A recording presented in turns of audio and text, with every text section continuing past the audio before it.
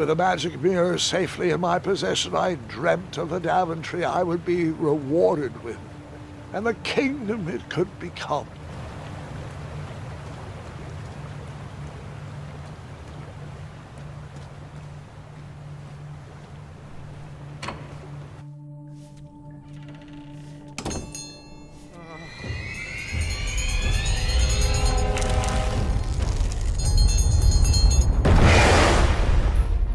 Split second, I had three choices in front of me. Any would clear my path to safety, and all would have rippling consequences.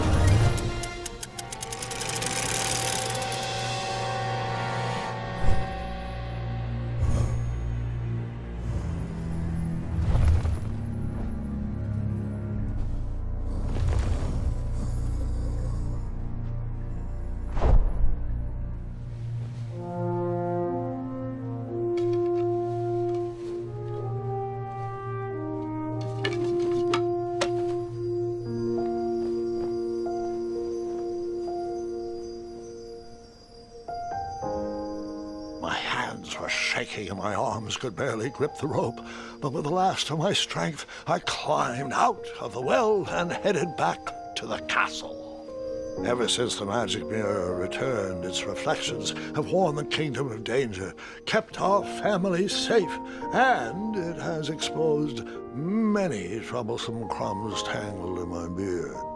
Yeah. King Edward was so proud that you returned his lost treasure that he made you king. Everyone knows that part. Now, can we get back to that dragon? Gwendolyn, there is so much more to my stories than dragons. I hope this old cap will be remembered for far more than the action tattered across its brim, sewn into the seams of many hidden adventures. All right, let's get back to the dragon. Tell me everything. Like, why did you set the dragon free even though he was trying to eat you? I set him free because, well, over the years I realized that the dragon was not the despicable, hideous beast Daventry had made him out to be. He was just a caged animal that was never shown any kindness. On that day, I forgave the dragon for his atrocious past. You have such a bizarre way of making friends, Grandpa. I guess I do too. I'm known as Gwendolyn the Popular back home, but only to my stuffed bunnies. I've always found it best to pursue friends where I can, though they don't always feel the same about me. All right, you two. Grandpa needs to rest. Gwendolyn, it's way past your bedtime. Sleep well, Grandpa. I'll be back first thing in the morning. I don't need rest. I'm as spry as I've ever been, though I wouldn't mind a slice of magic fruit.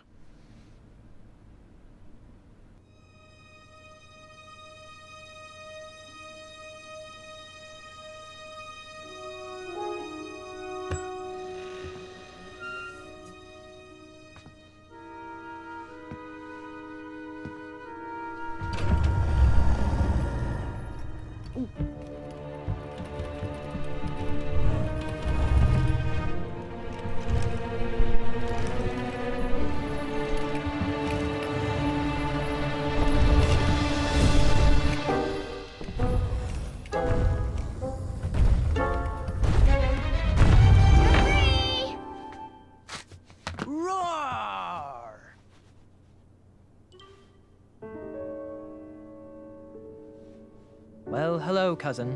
Guard! I'm glad you're finally here. He's been asking about you for days. I had to sit through the same story 5 times. We got here as fast as we could, and I like Grandpa's stories, especially the ones with dragons. Ah, yes, the legendary beast that he set free. I don't know if he forgets I've heard that story before or he doesn't care, but he loves telling it to anyone that will listen. I'm pretty sure I heard the nursemaids telling his same jokes in the hall. Have you heard anything the doctors are saying? Yes, doctors, wizards, magic elves. Grandfather is fine, Gwendolyn. They all say the same thing. He's just old. He still has a few good years left. Look, we're all excited that your family made the trip, but there's no need to worry. You should get some rest. I'm sure you're scheduled for a full morning of Grandfather's hilarious ramblings. Oh, I'm also scheduled for the tournament tomorrow. Ah, yes, the fencing tournament. You'll love it. I'm, of course, favored to win and will make sure you have the very best seat to view my victory. The courtyard will be filled with important people and delicious hors d'oeuvres. Oh, I'm actually competing in the tournament. I had no idea we were hosting a junior tournament. That's incredible.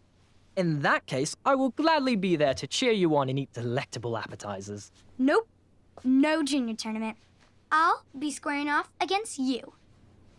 I see. Well, perhaps this is the time to stop listening to stories and finally make some of your own. Good night, Gwendolyn. Sleep well.